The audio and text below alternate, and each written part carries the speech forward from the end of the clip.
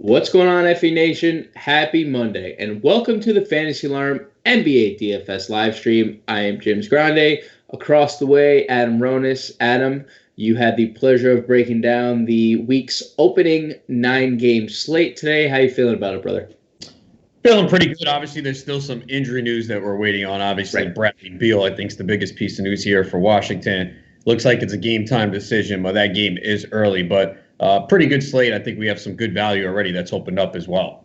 And some value that could potentially open up even further or go away. Laurie Markkinen's ankle is apparently feeling better, so we're not totally sure what his status is going to be, but nevertheless, we do have 9 games. We do have a bunch of names written down in the playbook. So let's hop right into it, Adam, and let's start at the point guard position where we have just two elite names at the top, and that's in Luka Doncic going up against the Bulls and Trae Young against Denver. Now, generally, we look at these guys as must plays, but I mean, neither of them have the easiest road tonight. Chicago has been the best defense against the point guard position over the last month, and Trae Young is getting John Collins back and has to play Denver. Yes, tough matchups, but two elite players. Do you have a preference between the two tonight? Yeah, I lean towards Luka, especially on FanDuel, where he's 11-6. I think there's definitely a way that you can get Luka in there tonight with some of the value that we have. And, Kristaps Porzingis is out again. Sounds like Tim Hardaway's going to play. But either way, Doncic just sees a huge increase in usage without Porzingis on the floor. He's taken at least 29 shots in 2 of the last 3 games. So they just need him to do so much right now. So I think you can look at Luka, especially on his price on FanDuel. Obviously on DK, a little bit more difficult at 12,200. So I think on FanDuel, it's feasible to get Doncic in tonight. Yeah, I actually think the Hardaway news is good for him because it's another guy that can space the floor. And if Hardaway gets hot, I mean, we get Luka. Luka's going to be the beneficiary of all those assists. So I actually think that's a pretty good thing to have for Luka. But moving down your point guard list, we have in the mid-tier the likes of Jamal Murray going against Atlanta, obviously a dream scenario. De'Aaron Fox in another great spot against the short-handed Warriors. And Terry Rozier coming off a couple good games. How are you leaning here in the mid-tier? I'll even throw Lonzo Ball without Drew Holiday into that equation as well. Yeah, these are all pretty much tournament plays for me. Like Jamal Murray, we've seen him be so inconsistent. The floor can be really low, but he also has a huge ceiling. And if there's any night that he can reach that ceiling, it's the night against Atlanta. We've seen him produce, 50 DK points 3 of his last 9 games. So I think he can potentially get there in this matchup against Atlanta tonight. Fox, same story. Big upside for him going up against Golden State. And you hope they play at a little bit of a faster pace. And he's another guy that has reached 52 DK points in 2 of the last 6 games. Rozier, I don't think will be owned tonight.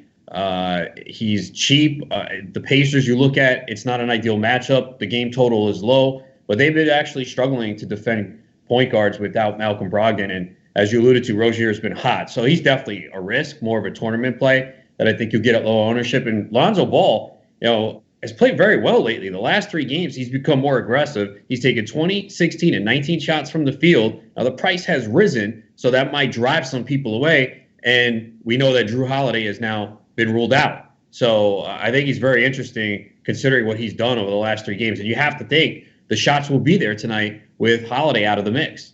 Yeah, and it's probably no one's probably going to play him, right? Because everyone has that narrative like don't play guys against Utah.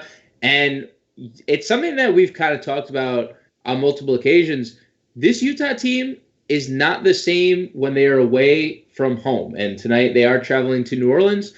For whatever reason, there is no Mike Conley defense there. So I do think Lonzo Ball is quite the interesting tournament play. And then to round out your point guard position, we have Aaron Holiday without Malcolm Brogdon. Do you prefer Holiday in cash? Do you like him in tournaments? Definitely in cash. I mean, especially you could pair him with Luka on FanDuel. I think that's a good combo there. He's got a high floor. I mean, I don't think there's a real huge ceiling. At least 32 DK points in 4 of the last 6, 23 assists over the last 3 games. Now, TJ McConnell looks like he is going to play. That would have given Holiday a little bit of a boost, but I don't think it's a major deterrent. So, yeah, Holiday and cash is fine. Yeah, he's still playing 30 minutes a night, even with McConnell there. So let's move over to shooting guard position, where top of the list you mentioned Bradley Beal. The news is obviously like gonna move a lot of pieces for this slate, but he is too damn cheap. Even though we're gonna get Marcus Smart defense, I mean, how do we avoid Bradley Beal at $8,100 on FanDuel? Right? If he plays, is that a lock and load even against Marcus Smart and the Celtics? I think so, just because of the usage rate. He's going to do so much, right, and they just rely on him a lot. And I have to assume if he plays, they feel like he's healthy enough. I mean, you don't like that it's a game time decision. At the same time, there's some people who probably set their lineup and are going to walk away, whether it's now 6:30. They might not have that news. Obviously, the sharp people who watch at us are going to be able to make that change. But yeah, he's just too cheap, and I'm assuming it's taken into account a couple of down performances recently and him sitting out and getting these zeros, because I don't know why else. He's the same price as Donovan Mitchell. I mean, and he's going to take so many shots here. And I know Boston's favorite with 8.5 the last I saw it, and Washington's been a very weird team lately. They either show up and play well, or they get dominated. I mean, they beat Denver, putting up 128 last game, and then we've seen them get blown out. But at home, if Beal's on the court, I think it's tough to not play him at 8,100 on FanDuel. Well, if he doesn't play, as you mentioned, we do have a guy at the same price in Donovan Mitchell going up against the Pelicans team in a massive pace-up spot. Another guy at a similar price tag, Zach LaVine. Where else would we go here? Like, do you prefer Mitchell over LaVine if Beal doesn't play? Do you prefer – I guess how do you rank these three? Let's say Beal plays. How do you rank these three here at the top? Yeah, I think I go Beal 1, Mitchell 2, LaVine 3. I think it's pretty close with Mitchell and LaVine. Mitchell obviously has had to do a lot more, has the ball in his hands without Mike Conley on the floor. He's taken over 18 shots from the field over the last 5 games. And he's got that real high floor, averaging 40 DK points in his last 11 games. And it's a good matchup against the Pelicans. Pace-up spot, usually Jazz totals are pretty low. I think it's 223. So I give him the slight edge. LaVine has been balling lately, man, averaging 28 points over the last 9 games, at least 42 DK points in 7 of them. In the last 4 games, averaging 25. And Dallas is not – they haven't been great lately without Porzingis. They've kind of – they lost to the Hornets. The game against Brooklyn where they won by 12, it was actually a close game with 5 minutes to play, and they just went on a run and pulled away. So I know the game total here is about 217. Bulls have been playing better defense, but this is not a bad spot for LaVine. Yeah, and over the last 2 weeks, Dallas has been less than stellar against shooting guard position. They rank about 12th in the league. So, I mean, a team that we can exploit at the shooting guard position. When we move down, you have Jordan McRae, obviously contingent upon Bradley Beal. I don't think we can stomach 56, 57. If Beal does play, I think that's kind of too pricey if Beal plays. I know McRae can score in bunches, but it's Bradley Beal's team if Bradley Beal plays. So obviously a play contingent upon the Beal injury. We do have good old Buddy Hield, who is scoring a lot of points. I actually probably prefer Hield to Fox tonight, just probably based on price point, because De'Aaron Fox went off for 60 and they bumped his price up all the way up above 8K. Hield is consistently, as you mentioned, 5 straight games with 20 actual, still just $6,700 on FanDuel, Adam. Would you go as far to say Buddy Hield would be someone you would consider in cash? Yeah, because of the price. The price and the matchup. I definitely agree with that. Warriors have allowed the third most points to shooting guards, and he's playing huge minutes. I mean, 37, 38. Taking a lot of shots from the field, been rebounding the ball lately. So, yeah, I actually do think Hield is a cash play tonight. I like the price on FanDuel, especially at 6,700. Now, he is a cash play, but we already have one of the shooting guard spots locked up in cash. If we're playing FanDuel, or even if you're playing DraftKings, there's a guard position locked up with Marcus Smart's name on it. They did a very poor job, and they being the industry did a very poor job of pricing him up, knowing that this injury or this illness for Kemba was still lingering. 4,900, and it's not just 4,900 because he is coming off a bad game, but against a very improved Bulls defensive backcourt since they inserted Chris Dunn into the starting lineup. But it's against Washington, and he's 4,900 on FanDuel and 52. This is this is the guy this is pretty much the first guy we're putting in all of our lineups tonight, right? Yeah, I agree. Again, I know we've been burned by Smart many times throughout the year. Saturday got us. It just happened. But you know what? It's the Wizards. We've been in this spot before. You just play your guys against them, and we know his usage rate is going to go up about 5% with Kemba Walker off the floor. And we saw what he did against the Hawks in a great matchup 2 games ago. He had 49.7 FanDuel points. So just put him in, and you know, especially in cash, he's going to be highly owned. So if he does bust, so what? You're there with the rest of the field. In tournaments, obviously, if you want to fade him, fine. I still think it's kind of difficult to do. For that price against the Wizards, man, I'm just going to play him, and I'll differentiate myself elsewhere. Yeah, and we talk about chalk a lot in the industry, and there is good chalk and there is bad chalk, and this is chalk that, like you just said, we don't fade and we just move on and differentiate elsewhere. 2 guys we could potentially differentiate reside in New Orleans, in Josh Hart and JJ Redick. Do you have any interest there? Like we mentioned at the top, there is no Drew Holiday. Redick already starts. We've seen Josh Hart start at 4 games this year already. Do we have any love for Hart or Redick? Tough matchup, but their price points are very appealing. Yeah, definitely. We actually talked about it on the podcast last night. Both those names came up. At the time that I wrote this, we didn't know about Drew Holiday. I actually thought he was going to play. But yeah, both guys are definitely in play here. They're cheap. I think Redick's 4,400, if I'm not mistaken, on DK. Gets that 3-point bonus, and he's been in the 25 to 28 range recently, so he's going to take more shots. And Hart, obviously, is kind of disappointed, but without Holiday off the floor, he might be a fantasy point per minute guy. So, yeah, both guys I think you can look at tonight. And I think I did put Hart, I think, in one of the example lineups as well. 0.92, by the way. 0.92 fantasy points per minute. He plays 24 plus minutes a night anyway, so now we should see he could probably approach 30 tonight. 4.2K on FanDuel is probably too cheap. Let's move over to small forward, where if we're spending up, it's, the debate. There's always a debate on who to spend up for when there's multiple stars on one slate. I personally am leaning the Giannis route tonight over Luka. How do you feel about that, Adam? Like, are you still leaning Luka without Porzingis? Are you building more fair and balanced tonight, or are you hopping on board with me and leaning Giannis? Yeah, I've been going back and forth. I lean Luka a little bit. The only concern with Giannis is the minutes. He's been like 29, 30, 31. It's 31 minutes or fewer in 6 straight games. And, he's hit 60 DK points twice in that span. They just played the Spurs on Saturday. He played 29 minutes at 47 DK points. Now, that game was close. It was a 9-point win at home against the Spurs. Now they're on the road. That line is down to 7.5 tonight. So I think it really comes down to how many minutes we get out of him. We know he's been dealing with a little bit of the back issue, and maybe that's part of it. Obviously, there's been some blowouts as well. But 10-9 on DK, I mean, if there's any night you're going to use him, it's there. And I think you could even use him on FanDuel. I think I put him in the FanDuel tournament example lineup as well, because I think there's enough value that you can get him in there. I mean, we haven't seen him this cheap in probably all year. And like you mentioned, it was the same scenario the other night with James Harden.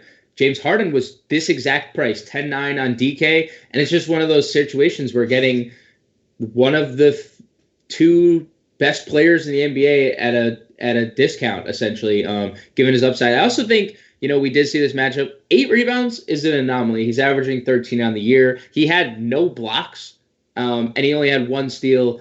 I think we could be looking at a much bigger output if this game does stay close. DeJounte Murray is active, if that makes any bit of difference. The spread is closer, as you mentioned. But there are other players at this position, Adam. Mainly, Boston's going to be chalky tonight, and there's no doubt about it. As they should be, because as we've seen all year long, Washington allows a ton of points. The second most fantasy points per game. They've been better lately, yes. But that doesn't mean they're going to stop Jaylen Brown and Gordon Hayward tonight, right? Yeah, I mean, especially on FanDuel, they're priced pretty well. Brown at 69, Hayward at 6,400. So we know that it's a great spot against the Wizards, one of the worst defensive teams, and they're certainly going to see an increase in usage with no Kemba Walker. So I mean, look, if you want in cash, I think you can play both. I mean, it depends on how you feel about Giannis, but both guys are in play tonight. I think obviously Hayward a little bit cheaper there, save the 500, so that might be more appealing for you. But I think Brown certainly can produce a little bit more. I don't know about you, but every time I see like a price discrepancy from DraftKings to FanDuel, if I see a price cheaper on FanDuel, especially like you look at Hayward, $700 cheaper, where you get $10,000 more to spend, that's kind of like when I'm going through my research in Asterisk. I'm like, all right, well, that's something that we really should take advantage of because there's no reason he should be $700 cheaper over on FanDuel. So I love both of them. I agree. And you can play both of them. Like you said, I don't think that's wrong of you to play two. How many Celtics, Adam, would you play tonight in one lineup? 3? Probably 3. It would probably be on FanDuel Smart and Hayward and Brown, I think. I mean, yeah, I think I would go 3. I think I would go 3. I would probably swap one of the small forwards for Jason Tatum. But we'll get to Jason Tatum in just why? Yes, to get in Giannis. So let's move down the rest of the position. TJ Warren has been very good, especially of late. Without Malcolm Brogdon, he was off to a dreadful start on Saturday, and he still ended up going over 30 fantasy points. We have Alec Burks with nobody active. I mean, no Draymond, no D'Lo. So their two best players are out. Well, I guess I shouldn't say their best players because Steph Curry and Klay Thompson are technically still on the roster, but two of the best players that are currently playing, still, TJ Warren, Alec Burks, and Joe Ingles. How do you break down this tier? Yeah, I mean, Burks obviously has the highest ceiling. I mean, we've seen it, right. When he's getting 30 minutes, he could go off. He's played at least 32 minutes in 2 of the last 3, 43.9 and 44.8 FanDuel points. So he certainly has the highest ceiling. Warren's like safe for cash. You'll get your 30 points. It's a good matchup here against the Hornets. They're ranked 27th in defensive efficiency. He sees a little bit of a usage boost with no Malcolm Brogdon on the floor. And, Ingles is safe for cash. They just kind of never move his price. It's a pace-up spot against the Pelicans.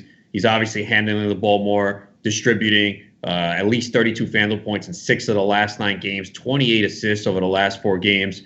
So I think he's, safe. Doesn't have the huge ceiling, but very safe for cash. Circling back to Burks, if you want to talk about volatility, you did mention he went over 45 fantasy points 2 of the last 3. The third game, he had 12. So let's not, go all in on Alec Burks in cash, right? I mean, it's more of a tournament play for sure.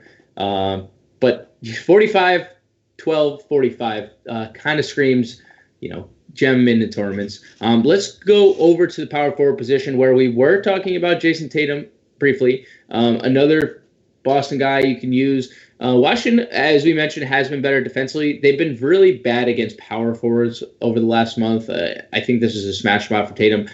But there is a clear-cut number one option here at power forward, and that's Domantas Sabonis going up against that Charlotte front court.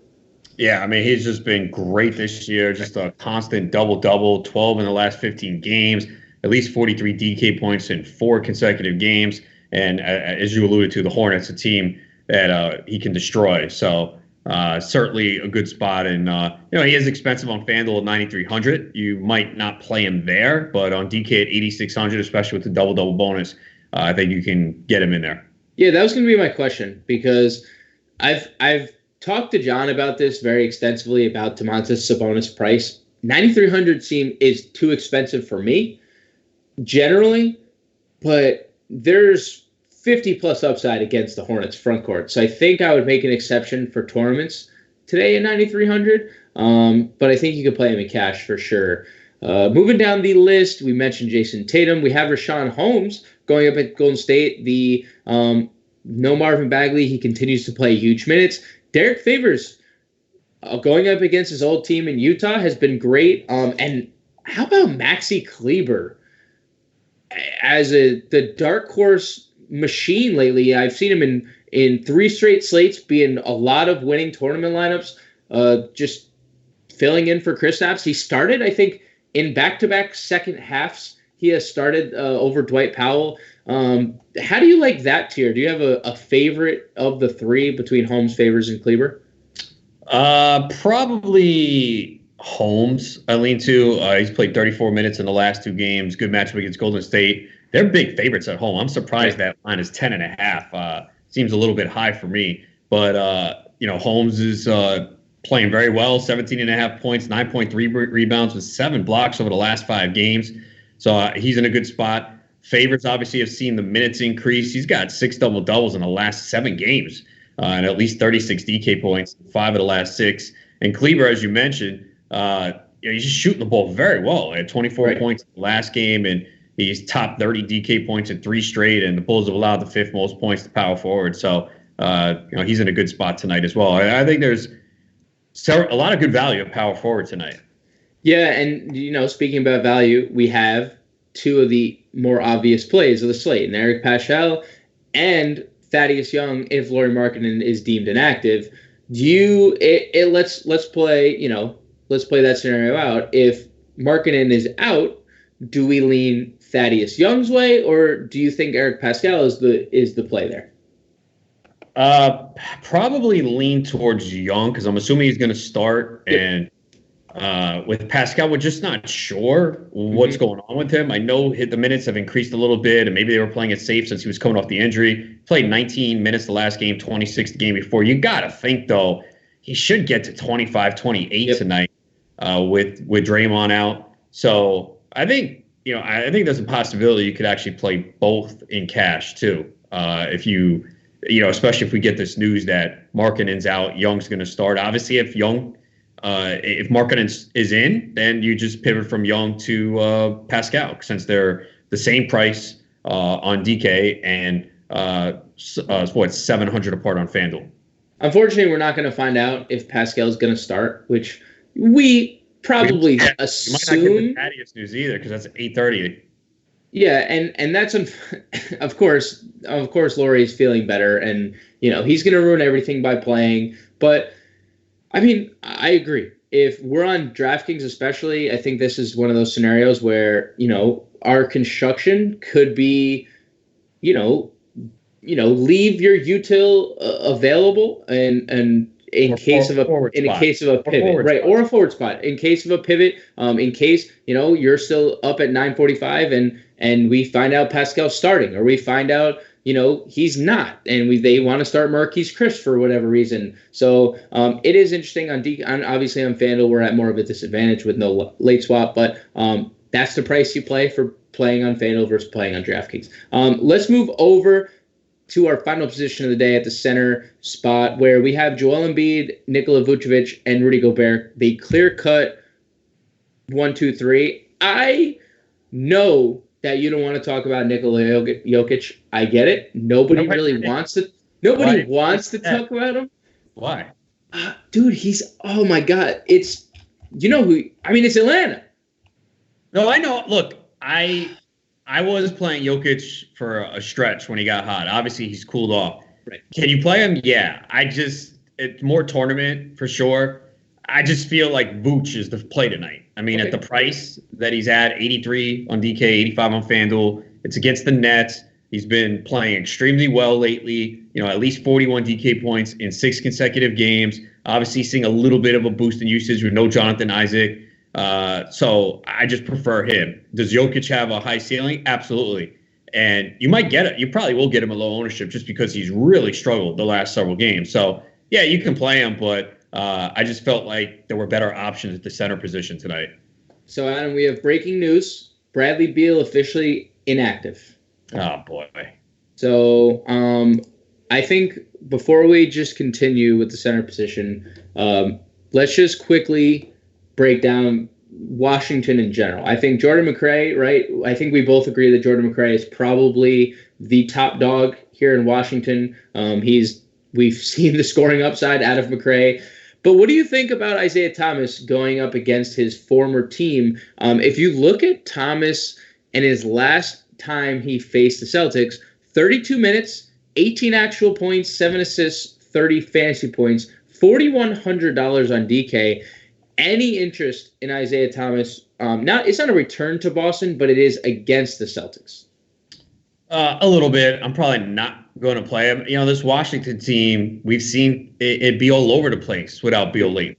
So that's why I feel like McCray is the one guy I want to play. I mean, what do you do with Ish Smith? I mean, I know he's coming off a great game, but that we've seen down games from him. So Boston, pretty good team as well defensively. So I kind of just McCray is the one guy I think I would play for Washington. I just feel like there's just too much inconsistency across the board. Peyton was a thing for a while. Now he's disappeared. So I think McCray is probably the one guy I'm going to play. I will throw Troy Brown's hat into the ring. It is a GPP play only, exclusively. You do not play him in cash, but he went for 51 fantasy points his last time out, 25 and 14 rebounds. They just don't have active bodies. They also cut and waived Jonathan Williams, who started at power forward and played 30 minutes last game. So they are literally have 7 active and able bodies to play tonight. Someone's going to play. Everyone's going to play. If you're active and you're wearing a Wizards uniform, you might see 30 minutes tonight. Do I want to do it against Celtics defense? No, but I think it's worth talking about. But let's go back to the center position where you did mention Vucevic as the top play. Do you have Joel Embiid is actually gaining a lot of ownership love over on FantasyAlarm.com. Almost 21% ownership projection on FanDuel. It's a tough matchup though. Steven Adams is not someone that you generally love to attack. How much exposure do you want to have to Embiid tonight? Not a ton. Again, I like Vooch a lot better. Even Gobert a little bit lower. It's a pace-up spot for the Jazz, as we alluded to, and Pelicans are 26 in defensive efficiency. So, if the pace does pick up, could be some more rebounds, some easy shots down low, maybe some more blocks. So prefer those guys. I mean, look, Embiid always has the huge upside, but it is a low total tonight. And OKC has played very well. Sixers, I do expect them to play well here today. I mean, they've had 4 losses since the impressive victory against Milwaukee on Christmas, all on the road. They're back home. So, in tournaments, I think you look at Embiid, but I like Vooch a lot better tonight, and you save the money. Right, and Gobert as well, as you mentioned. I mean, $1,300 savings on FanDuel, $1,500 on DK in a smash spot. So I agree on both counts there. Finishing it up at center, we have 3 guys here in the mid-tier / value. Miles Turner in the absolute best spot you could be in. Wendell Carter, probably a play that we like if Lauri Markkanen is out exclusively. And then Enes Kanter, who is just, we got to play him in tournaments every night at this point, right? Yeah, I mean, he's just been crushing it. And it's crazy because usually I look at a guy and I'm 24 minutes. No, I'm not going to play him. But it's Washington, so we know that. Every time, and they're very thin on the front court. And, he's played at least 23 minutes now in 3 straight games and produced 47, 34.3, and 38 DK points. He's averaging 12.3 points and 11.6 rebounds and 1.6 blocks over the last 10 games. And again, slightly over 20 minutes. So I know the price has risen, but if you can afford to fit him in a tournament, he could, give you the 6-7x value tonight. Boy, if he ever gets 30 minutes, just give us 30 minutes just once. Just let him flash his upside in 30 minutes and then, right off into the sunset. Never needs to do it again. Adam, it is 6:32, 20 minutes of roster lock. Any your final thoughts before we get out of here? No, it looks like a pretty good slate, some good value. So I think it's a fun slate tonight. And that'll do it. Thank you for producing John Impemba. Usually, his handsome face on screen. Today, he's behind the cameras. We will catch you guys in the winner's circle and be back tomorrow.